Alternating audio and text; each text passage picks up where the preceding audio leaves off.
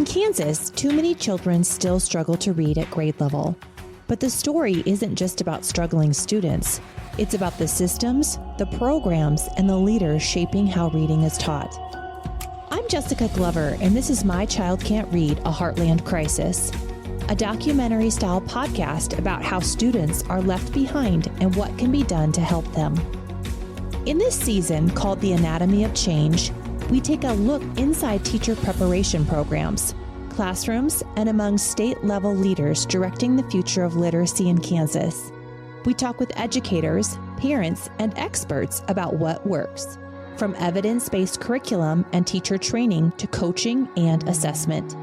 You'll hear stories of students who found their footing when instruction finally matched the science of reading, and the systemic barriers that still hold too many kids back. Change isn't easy, and it doesn't happen overnight, but it is happening in Kansas and across the nation. And in this season, we'll show you how, why, and who is leading the charge.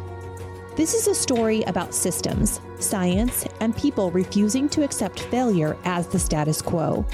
Because all our kids deserve to read, understand, and thrive right here in the Heartland.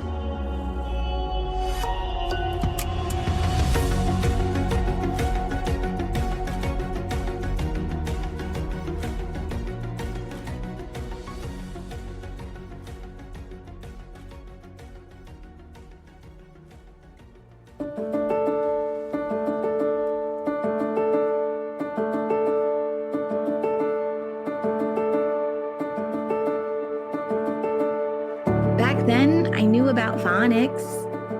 I did not know about phonemic awareness. I did not learn that until I taught virtual kindergarten in 2020. I knew there was something else that needed to happen. I'm also the mom of 5 kids.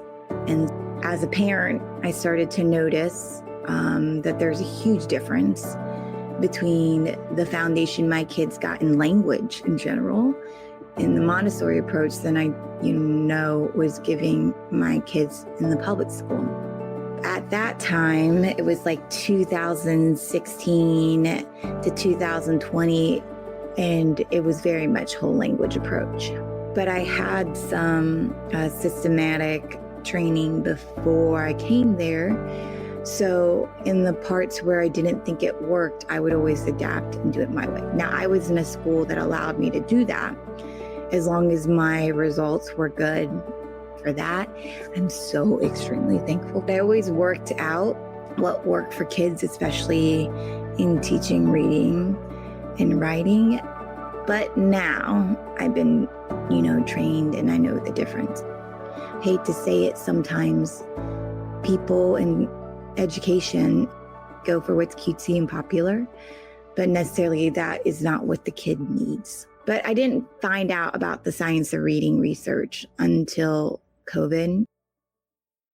If we know how kids learn to read, really learn to read, why are so many schools still doing it wrong? Across the country and right here in Kansas, too many kids are being taught to guess at words, look at pictures, or memorize shape patterns, instead of learning to decode with the building blocks of language, phonics. The result? 2/3, or 68% of American fourth graders can't read proficiently according to the 2024 NAEP scores, also known as the nation's report card. And in Kansas, this already low rate is even more dismal. 72% of our fourth graders in our state are not reading proficiently. But here's the hopeful part. We do know how to fix it. Today, we're digging into why phonics has been left out of so many classrooms and what needs to change to put evidence-based reading instruction in every school. Phonics 101, what it is, why it matters. Let's start with the basics. Phonics is the method of teaching reading by helping children understand the relationships between letters and sounds, what educators call grapheme-phoneme correspondence. Dr. Louisa Moats has famously said, teaching reading is rocket science. And for good reason. It's a complex process rooted in brain development and linguistic structure. Dr. Moats is one of the lead architects of LETRS, the professional development program now used statewide in Kansas to train teachers in the science of reading. In this next clip, she breaks down why phonics instruction often doesn't work if teachers don't have the right materials, support, or understanding of how children actually learn to read. They often have to work with instructional materials that are poorly designed or that don't have the components that we know help children learn to read. And often they have to work in contexts where there's just simply not the leadership and not the coherent policies that help teachers do the job that has to be done. The most common confusion is that if the alphabet is taught, the teacher thinks that that's phonemic awareness, or if just rhyming and alliteration are taught, that that's enough phonemic awareness. So a lot of children can come to using letters without fully understanding the alphabetic principle, what those letters do. And until we spend time making sure that the children are attaching those letters to these speech sounds in words, the phonics instruction doesn't work very well. When children learn phonics systematically and explicitly, meaning they're directly taught the sounds that letters and combinations of letters make, the results are undeniable. In 2000, the National Reading Panel concluded that systematic phonics instruction significantly improves reading outcomes, especially for young learners and struggling readers. Dr. Reid Lyon is one of the leading voices in the science of reading.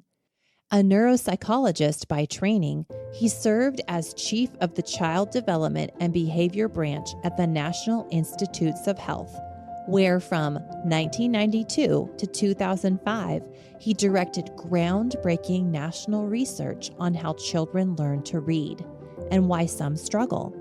His work helped define dyslexia, bridge research to classroom practice, and shape federal education policy. At the time of this clip, September 2002, Dr. Reid Lyon was also serving as a senior advisor on education to President George W. Bush. Here, he's speaking on C-SPAN about the Reading First initiative, stressing that while phonics is essential, it cannot stand alone. Effective reading instruction must also integrate phonemic awareness, fluency, vocabulary, and comprehension. Together, these make up the science of reading, a body of research showing how the brain actually learns to read. First, by hearing the sounds in words, phonemic awareness, then connecting those sounds to letters, phonics, practicing until reading is accurate and automatic, fluency, and building vocabulary and knowledge so students can comprehend, remember, and write. In short, it's teaching kids both the skills to read the words and the tools to make meaning from them. And the challenge Dr. Lyon named then is the one we still face now. Too many districts, including here in Kansas, continue investing in curricula that ignore the science, while teaching preparation programs often fail to equip new educators with the tools they actually need in the classroom. Let's listen. In order for kids to learn to read, phonics is one critical, absolutely necessary component of learning how to read, but indeed in no way sufficient. In order to learn to read, kids have to learn about the sound structure of their language, about phonics, which is not the same thing, about how to apply phonics skills and what's called phonemic awareness very rapidly to text. They have to develop vocabulary so as they're reading they can understand what the heck they read. And they have to apply very direct comprehension strategies. They have to summarize what they're reading as they go along. They need to predict what may come next to really engage that text. You cannot pull any one component out and expect a kid to be able to learn to read effectively. It is an integrated, complex complex process, phonics being one critical part. But if that is all that is taught, then we're going to have significant problems, and we're not going to see kids moving to where we know they can. Dr. Lyon's work builds on findings from the National Institute of Child Health and Human Development's National Reading Panel, which reviewed decades of research and found that the most effective reading instruction combines explicit phonemic awareness, systematic phonics, fluency, vocabulary, and comprehension. These are the building blocks proven to help most children learn to read, not in theory, but in classroom outcomes. Yet here in Kansas, and in many educator preparation programs across the country, teacher prep has often emphasized reading recovery or balanced literacy approaches without giving enough weight to those core components. Teachers weren't taught phonics explicitly, and parents didn't understand that these building blocks are essential until those beliefs began to collide with what the science shows. And that collision isn't just abstract, it's personal. For many, it meant stepping into classrooms without the tools to teach reading. For others, like Diane Lyon, it meant struggling as a child and turning that experience into a lifelong mission to ensure no one else is left behind. To tell us more, here's Janine Phillips introducing Diane Lyon. I first met Diane at a dyslexia conference, and we were immediately good friends upon meeting each other, very much alike. What struck me immediately was her passion, incredible passion, for making sure every child has the chance to read, or her ability to connect research with lived experience. Diane has a unique perspective because she learned to read later in life, and that journey fuels her mission to make sure no child is left behind. She knows firsthand what it feels like to struggle. The guessing, the shame, the feeling that everyone else is moving ahead while you're stuck behind. That lived experience is what gives her voice such power in the literacy movement. Alongside her husband, Dr. Reid Lyon, a neuropsychologist who led groundbreaking research at NICHD and helped shape what we know today about the brain and how it learns to read, Diane has been at the center of this work for decades. Together, they run Lyon Literacy Education Consulting and partner with groups like STARS, Parents for Reading Justice, and the Reading League to help bring the science of reading into practice. But what I most appreciate about Diane is her enthusiasm for talking about those she's worked with, as she's encouraged so many parents and educators as she's gone along on her path and has built communities around literacy, or how she inspires all educators, no matter what area they fall in related to literacy. She adds a voice of compassion and clarity that we desperately need today if we want to see our literacy scores improve. That's why I'm so grateful she's joining us today and throughout this season 2, Anatomy of Change, to share her story, her perspective on the literacy crisis we're facing as a nation, and her hope for a future where every child can read. The 5 essential components of reading are phonemic awareness, phonics, fluency, vocabulary, and comprehension. These skills build on each other to create a proficient reader. They are all essential. I know firsthand what it feels like when those components are missing. The guessing, the shame, the feeling that everyone else is reading to learn, while others are stuck on just one word. Without explicit reading instruction, children will experience the confusion and defeat that I did as a child. The balanced literacy hangover. To understand how we got here, we have to look back. In the 1980s and 90s, a philosophy called whole language swept through teacher prep programs and elementary schools across the U.S. Instead of teaching kids how to decode, Whole language emphasized reading as a natural process, learned through exposure to books and pictures and meaning making. It sounded nice, but there was one big problem. Reading isn't natural. Unlike speaking, we aren't born with brains that know how to read. It's a skill we have to be taught explicitly.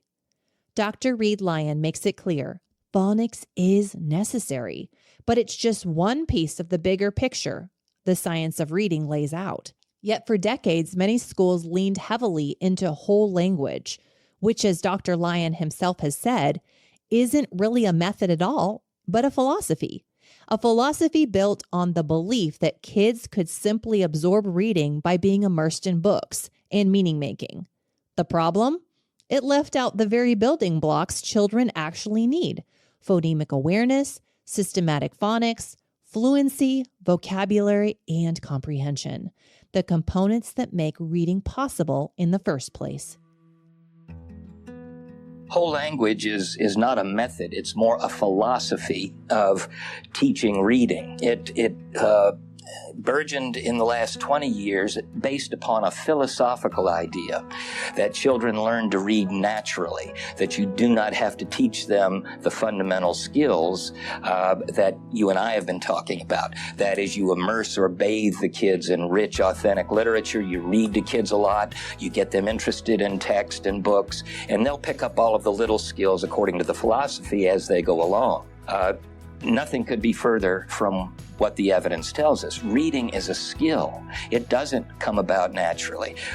When you have kids coming into kindergarten and first grade who read well and seem to have picked that up on their own, when you study their moms and dads and the family interaction, these kids have been taught extremely well by being read to by parents and so forth. Reading's a skill, just like piano playing, just like any athletic skill. You got to learn a number of subcomponents. You got to put all of that together. You got to integrate what you've learned, and then you're going to be able to get it. One of the most harmful myths of whole language was the idea that reading just happened naturally, and it doesn't. I lived that struggle. Reading is not something our brains are wired to do without instruction. That's why explicit, systematic teaching matters just so much. Whole language didn't work, and eventually many schools moved to what was called balanced literacy, a kind of compromise between phonics and whole language. But in practice, it often leaned back toward the same ineffective strategies: word guessing, 3-cueing, and leveled readers that didn't support decoding. Hello, I'm Kendra Heim. I am the Department Chair of Social Science and Education at WSU Tech, and I'm also the Director of the Paraeducator Program. At WSU Tech, we're teaching 2 of the courses that are here at Phillips Fundamental in part of the Paraeducator Program. My background is elementary school teacher as well as a K-12 principal for students with multi-handicaps. I started my career in Ohio quite a while back, teaching in a school for students with moderate to severe disabilities. That school didn't have a set curriculum, so it was really up to the teachers to create and adapt their materials to meet their students' needs. We had a very hands-on, individualized approach.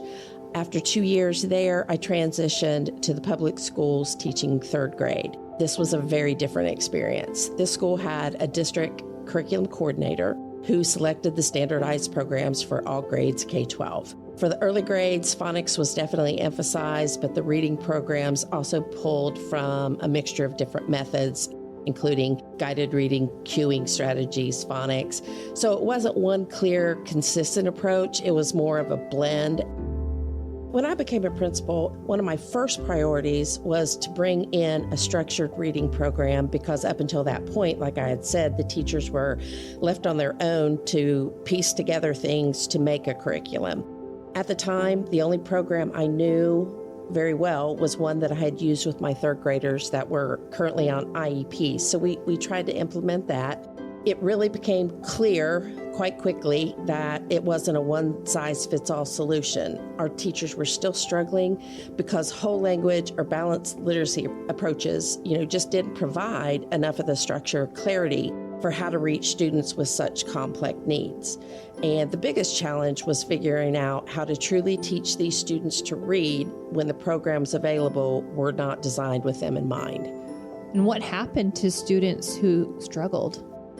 In our school, many of the students who struggled, unfortunately, they continued to struggle. Too often during our IEP meetings, the conclusion came up that they simply were not capable of learning to read due to the nature of their disabilities.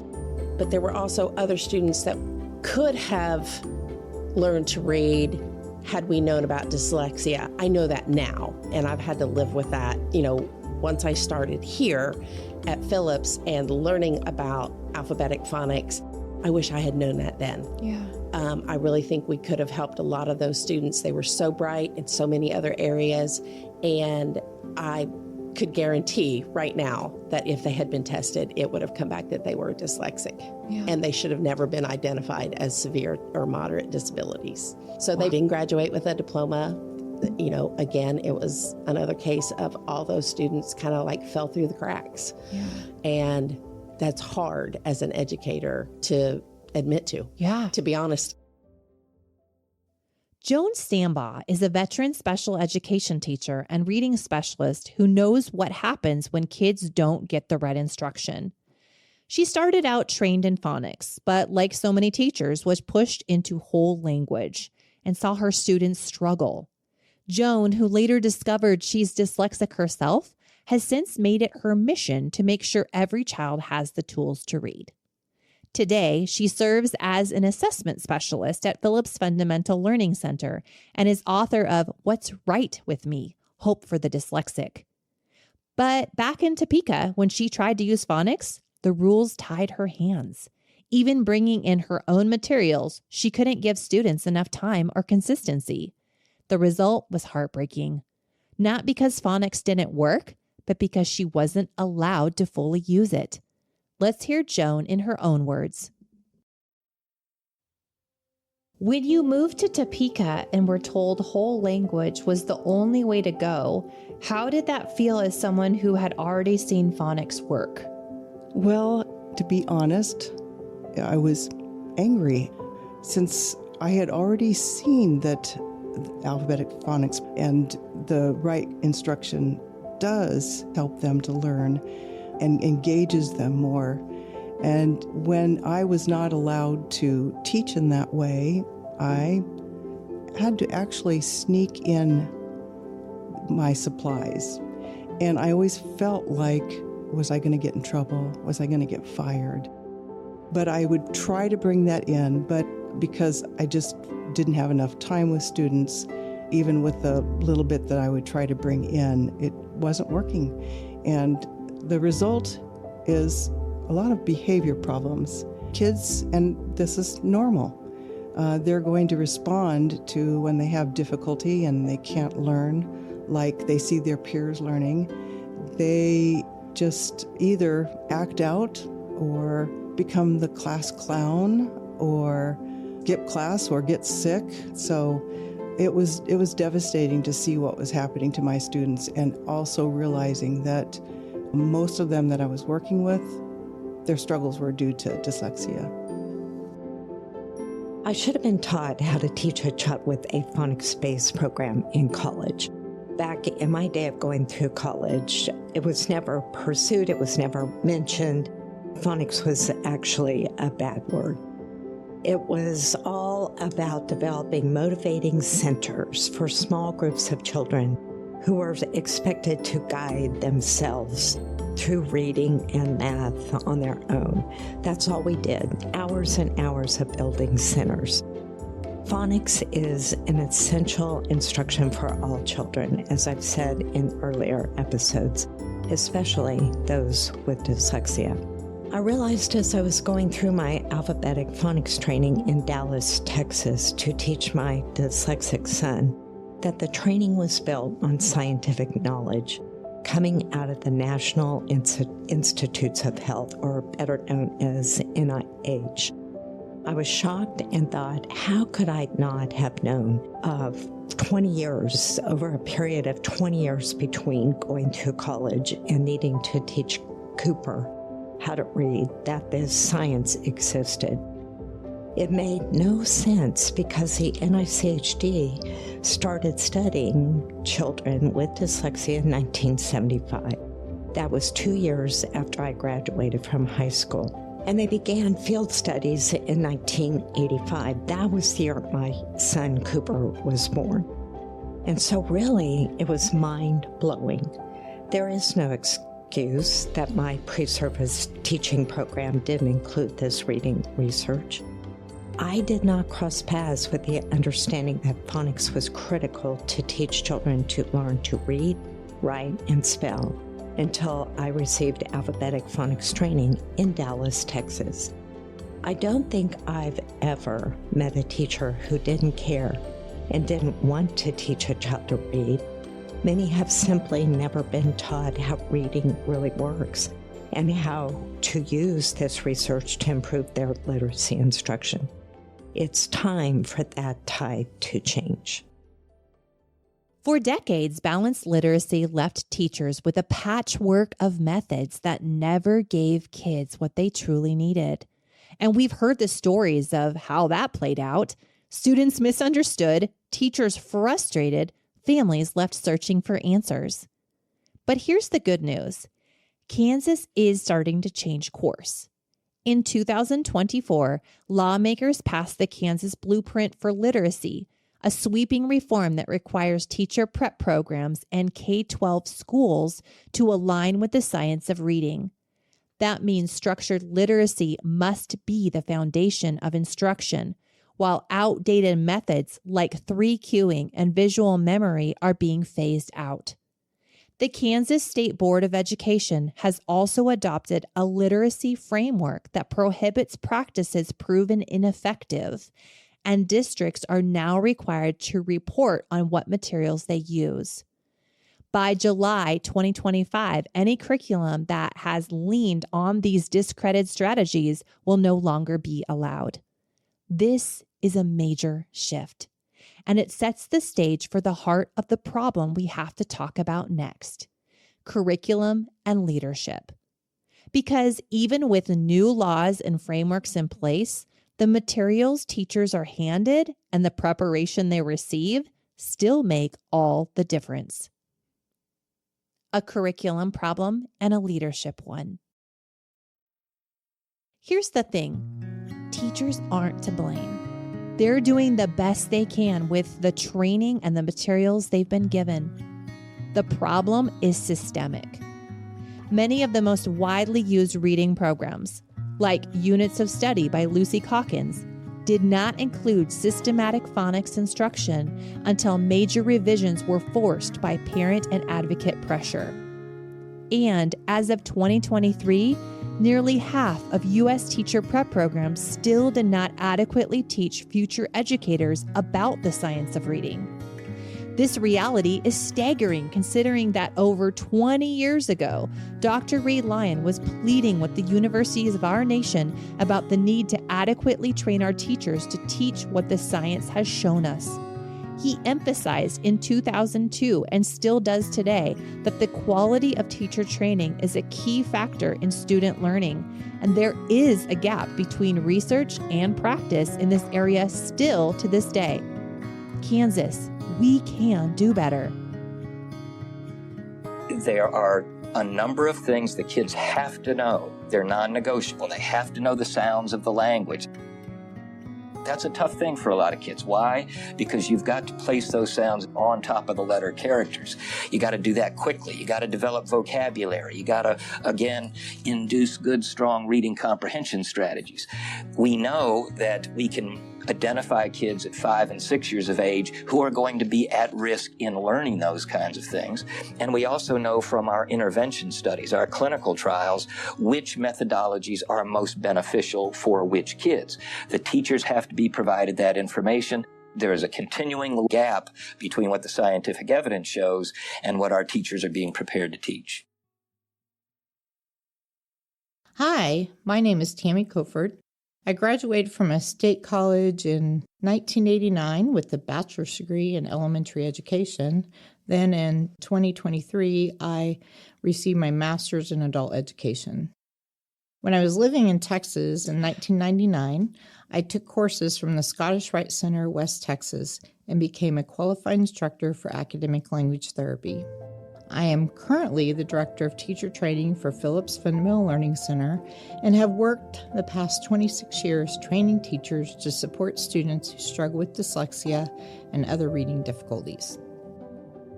Teachers aren't the enemy here. They're victims of insufficient training and misguided curricula that wasn't based on the science of reading. When we equip teachers with real knowledge about how the brain learns to read, they light up. You can see the shift in their classrooms almost immediately. My name is Sarah Balzer. I've been in education for 17 years, and I've had the opportunity to teach in a really wide range of settings. I've taught 1st, 2nd, and 4th grades, served as a K-5 reading specialist, and worked as a district ESOL coordinator and district dyslexia specialist, supporting students from pre-K 3 through 12th grade. Now I run my own private practice where I offer reading therapy, stern math, and evaluations. And I'm exploring ways to support teachers through dyslexia training that goes beyond what programs like LETRS provide. The training that I received at Fundamental Learning Center really marked the beginning of a whole new journey for me. It was eye-opening. I realized that despite all my years in education, all the professional development meetings I had sat through, all of my college coursework, no one had taught me about these kids or how to help them. And when I think back to teaching before my training began at Fundamental, I know this maybe sounds a bit dramatic, but it feels like I was walking through a haze.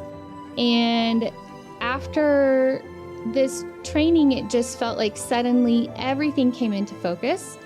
I finally could see these little humans for who they are and for what their needs were from me.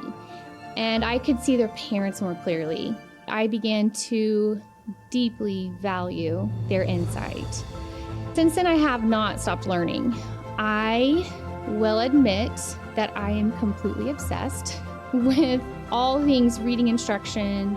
Really, something that blows my mind still is that all of this incredible information, it's already out there. It's right within reach.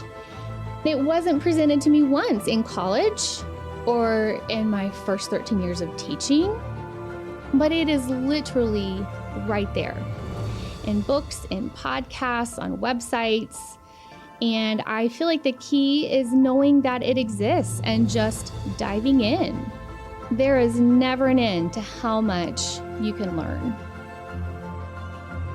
Kansas State Department of Education now requires teacher preparation programs to include what research shows kids need to learn to read well. Since fall 2022, those programs have had to show how they teach not only phonics, how letters connect to sounds, but also phonemic awareness, hearing sounds in words, fluency, vocabulary, sentence and paragraph structure, and even how reading works in the brain. Programs must also assess whether teacher candidates actually understand these components according to the Kansas Education Framework for Literacy 2025 and related Kansas State Department of Education documents. Every program in the state has now turned in paperwork showing where they cover the science of reading. But here's the gap. Turning in forms isn't the same as preparing new teachers to use this knowledge with kids. Right now, Kansas doesn't have a statewide system to check whether pre-service teachers are actually applying these practices in their student teaching classrooms. On paper, colleges look compliant. In reality, parents and teachers know real change will take time and accountability that goes beyond the paperwork. Hey, I'm Diane House. I am the PK-8 principal at Skyline Schools in rural Pratt County. I've been in education since 2000. I'm a K-State graduate from their education programs. And Skyline Schools is one of the remaining few districts in Kansas where we have from 3-year-olds to 18-year-olds in one building. It's pretty cool, and especially for this gal who grew up in the suburbs of Wichita, it's been a real blessing to watch kids develop from 3 to 18. We realized we had to retrain our entire staff. What we were doing wasn't aligned to the research, and it was hurting kids. And it takes leadership to change that, from superintendents, school boards, and state education departments. Turning the tide, what works? Across the country, we're seeing a clear pattern. When schools prioritize structured literacy, explicit phonics, regular use of student data, and strong teacher training, reading outcomes improve. Take North Carolina, for example. Kindergarten on-track rates jumped more than 20 points mid-year. In Alabama, the percentage of third graders reading at sufficient levels rose 8 points in just 1 year. And in Tennessee, Indiana, and Mississippi all reported measurable gains tied to focused early literacy strategies. These aren't small changes. They're real measurable improvements happening quickly. But it's important to remember the nuances. These gains usually come from comprehensive strategies, curriculum updates, sustained teacher professional development, and data-driven instruction. Metrics vary. Some reports use percentage points, others scale scores, and some focus on growth mid-year rather than end-of-year proficiency. While these results are promising, they don't represent a complete solution. They do, however, show what's possible when schools intentionally align with the science of reading. Closer to home, schools in Kansas are beginning to follow suit, adopting structured literacy programs, offering LETRS training, and using data to drive instruction. How can teachers, parents, and school leaders work together to ensure all students get the instruction they need? Well, collaboration between teachers, parents, and school leaders is absolutely critical if we want all students to get the instruction they need. The truth is, it can be difficult to align everyone with federal policy, state mandates, and local schools. They don't always move in the same direction and at the same time. I feel like Kansas is on the right path. The legislation around the science of reading and the list of approved tools for schools has been a big step forward. And even something as fundamental as officially recognizing dyslexia as a diagnosis has been huge, because once students are identified, we can start getting them the right kind of instruction. The more we continue to bridge those pieces, policy, practice, and parent involvement, closer we get to making sure no student slips through the cracks again. Today I have with me John Rolfe. And John, I want to start out. Could you start by introducing yourself to our listeners, your role as an entrepreneur here in Wichita, and your time serving on the Kansas Board of Regents, and of course your role as a dad? Yeah, I'd be glad to. So I am CEO of Thrive Restaurant Group. We have about 200 restaurants across 20 states, about 8,000 employees. You'd know brands like Applebee's, Homegrown, Carlos O'Kelly's, Modern Market, and Qdoba. Those are the brands we operate. And I just finished a 6-year stint on the Kansas Board of Regents. 2 years as vice chair, 2 years as chair on there. So the last 4 years in leadership.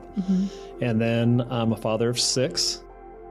Why do you think Kansas schools and schools nationally have been so slow to adopt phonics and structured literacy despite decades of evidence? Yeah, so change is hard.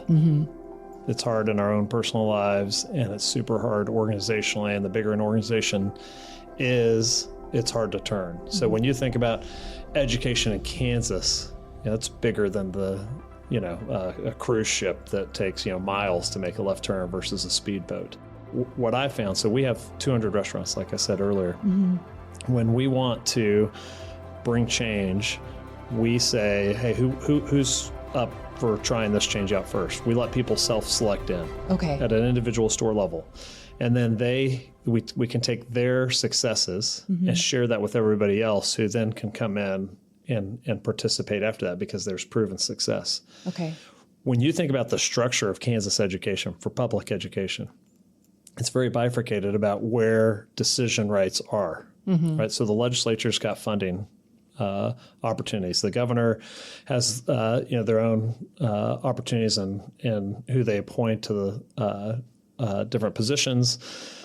And what they are saying from their bully pulpit is important education. And then you have local control, all those local school boards and elections that go into that. And then you have administrative level, and then you have teachers who are with the students. And so when you think about change, even an organization like mine, where like I'm clearly the guy in charge, I can say, hey, we need to do this. And if I just say it and push it in, the take rate's not always going to be high across the 200 restaurants because John said so. Well, tell me why. Help me understand before I'm going to really apply myself to this. Mm-hmm. And so I think, real change is going to happen when you get that alignment, and but it's going to have to start really more at the ground level when people go to their school district and say, hey, this has to be important in our school district. Yeah. And as that school district experiences success, they share it with other school districts. Social change like this is slow, it's hard. And what's hard about this one is more kids get left behind every year. And so, there has to be impetus on this. The other thing I'd say that we've learned in our organization too, if we want to make change more quickly and from a higher level, is there has to be a shared agreement that change is necessary. Mm-hmm. When you have agreement out there that change is necessary, you don't have to spend a lot of energy selling that the change is necessary. You can start talking about what change you want to bring to the situation. Yeah. And so what I've seen is generally people out there believe change is necessary, but they don't have a lot of agreement on what it is. And what I've found, from my position on the Regents trying to bring change where we could, is that this is a situation where everybody generally wants to blame someone else versus taking their own responsibility. Mm-hmm. For example, what we had to deal with in higher education was, we had school districts pointing saying, you're sending us teachers that aren't trained in structured literacy. You're not putting enough emphasis on that. And so we had to sit there and say, okay, well, let's look at our curriculum. How do we need to change it? And this is all part of the blueprint for literacy that we rolled out a couple of years ago. Mm-hmm. We got the deans involved and got them believing, to varying degrees, depending on the college, of what needed to change and how they could change their curriculum. But professors, they look back and they say, hey, I got a PhD and I've been teaching teachers for the last 20 years. You think I need to go get retrained again? Yeah. Look at what's going on in the school districts. That's where the problem is. Mm-hmm. And the age-old inside of this is, the fourth grade teachers blame the third grade teachers when the kid can't read. Third grade teachers are blaming the second grade teachers when the kid shows up and can't read, and so on and so forth all the way down. And so it's just easier to say, if I got sent a better kid, whether, the family intervened more or the teacher they had before or my administrators brought more help. But what really has to happen, where I've seen real change happen in school districts and schools, is when someone looks in the mirror, whether it's the teacher, administrator, someone on a board, sits there and says, okay, what can I do? Yeah. What part do I control? First and foremost, myself. How do I educate myself? How do I share that with other people? How do I demonstrate what works? And how do I impact the kids that are touching me? When someone lights that internal fire in that way, it usually spreads in the team and culture that they're around. Yeah. And that's really, I think, where we're going to see the most profound change. But we do need structural change from the top, but it's been difficult to organize. Yeah. It kind of reminds me of one of the terms we've been using on here, which, for lack of a better word, has been reading revival. Because we think about it in a faith term, stewarding revival actually happens in an individual first. They make a decision. So it's taking an accountability for where you're at. But if we're going to cause systemic change, it's also we have to start somewhere. Yep. The kid is either in third grade or fourth grade or another grade, but it's that teacher that has to make the choice to change for that group of kids. They're not going to be able to go back to first grade and start over again. And so, even you throw out LETRS, which is a great training program. It's not as well designed, I think, to give, specific, curriculum or changes, for the teacher once they get back to the classroom, but at least helps with their understanding. Yeah. But just rolling out a program like that does not mean that you're going to have change across the system. Some people just do it because they have to, they're required to, what are they getting out of it? And that, I really think that real change happens more locally. And like you said, right in the individual, and a reading revival has to start that way. And when you see the change, I think of one superintendent that I'm close to, when she saw the change, The regret, she was listening to the Sold a Story podcast. Okay. And, had a long career at that point and realized that she had been a part of the problem. And, she was telling me that she was walking around her house cursing as she was listening to this thing. Wow. Like, how did I miss this? Yeah. And so it's an opportunity to sit back and say, okay, it's not quite working. Let's start with me. That's all we can control. There's things we can do at the state level. I mean, you can look at the Mississippi example and things that they did and how they coordinated. And that's for sure a part of it when you want to get it to the systemic level. But generally that starts when you have enough people that say it's going to start with me, the systemic change will follow. What you can do. As Diane Lyon said near the beginning of this episode, phonics isn't optional. Without explicit phonics instruction, kids like me get left behind. And this isn't just her story. It applies to all children. For our dyslexic learners, who make up roughly 20% of Kansas classrooms, it's especially true. The evidence is clear. Change is possible, but only if we face the facts and put kids first. So what can you do? Parents, talk to your child's teacher, principal, local school board, and state board members. Ask what curriculum they are using and whether teachers receive structured literacy training. If your child is struggling with reading, don't wait. Connect with the Phillips Fundamental Learning Center for screening and support at funlearn.org. They offer diagnostic testing for students and training for parents so you can start helping your child at home today. If you're a teacher, enroll in the Science of Reading, aligned professional development, and ask your administrator to fund alphabetic phonics or other Orton-Gillingham-based training and coaching. And if you're listening from Kansas, remember, we can be the state that turns the tide.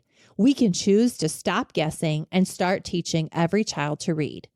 Because the science is clear, the time is now.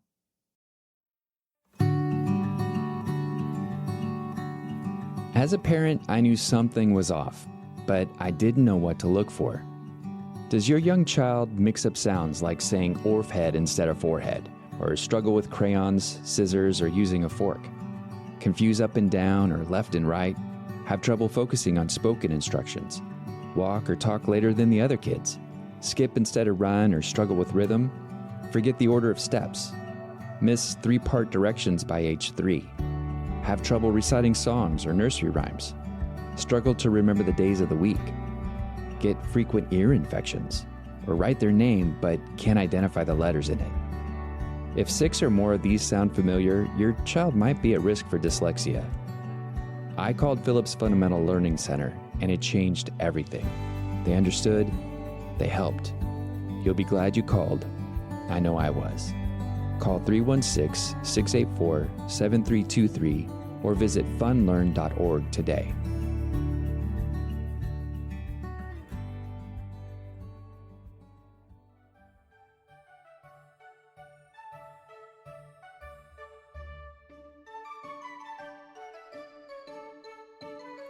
Thanks for joining us for Season 2, The Anatomy of Change on My Child Can't Read, a Heartland Crisis. Next time, we're going inside one of the most powerful literacy centers in the country, right here in Kansas, to see what's possible when schools align with the science of reading. Until then, remember, all children can learn to read when we teach them the code. Thanks for listening to My Child Can't Read, a Heartland Crisis. If today's episode resonated with you, if you saw yourself, your child, or your classroom in these stories, you're not alone. We believe every child can learn to read, and every parent and teacher deserves the knowledge to help them.